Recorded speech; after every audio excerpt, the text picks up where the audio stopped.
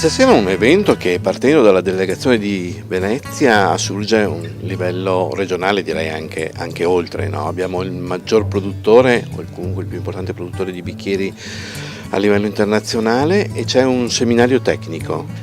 Sì, allora una serata importante, perché pensare al bicchiere come uno strumento di precisione vuol dire proprio riferirsi a quelle persone che parlano di vino, raccontano del vino e sull'analisi del vino ci fanno un'analisi organolettica, quindi dal vino all'analisi organolettica ci sta in mezzo uno strumento, Proprio.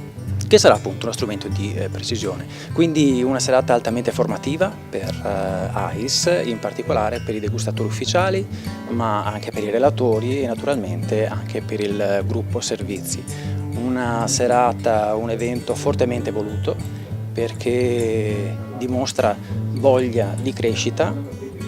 La scelta chiaramente è andata su quell'azienda che è leader, quindi un riferimento importante non soltanto per il mondo dell'alta ristorazione ma anche della sommelieria. E avete avuto anche il colpo di portare qui con noi il maggior responsabile. Siamo stati molto fortunati, devo dire, perché avere George Riedel, quindi il patron dell'azienda Riedel, qui a Venezia con noi, devo dire sì.